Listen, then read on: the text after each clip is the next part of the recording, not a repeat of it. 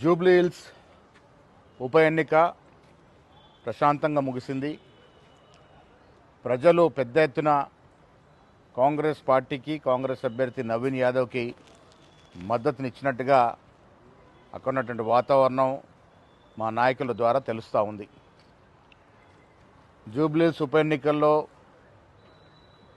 గెలవడానికి కాంగ్రెస్ పార్టీ అభ్యర్థి నవీన్ యాదవ్ కొరకు కష్టపడే ప్రతి ఒక్కరికి కూడా ధన్యవాదములు.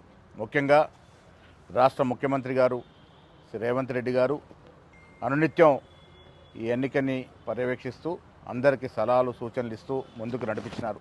అదేవిధంగా ఉప ముఖ్యమంత్రి బట్టి విక్రమార్క గారు, గౌరవ మంత్రివర్యులు, శాసనసభ్యులు, శాసనమండలి సభ్యులు, కార్పొరేషన్ చైర్మన్స్, అదేవిధంగా కాంగ్రెస్ సీనియర్ నాయకులు, మహిళా కాంగ్రెస్, యువజన కాంగ్రెస్, ఎన్ఎస్వై సేవాదళతో పాటు వివిధ డిపార్ట్మెంట్ల యొక్క చైర్మన్లు అందరూ కూడా ఈ నెల రోజులుగా ప్రజలకి మేమిచ్చిన అభివృద్ధి సంక్షేమాన్ని చెప్పడంలో విజయవంతమైనారు.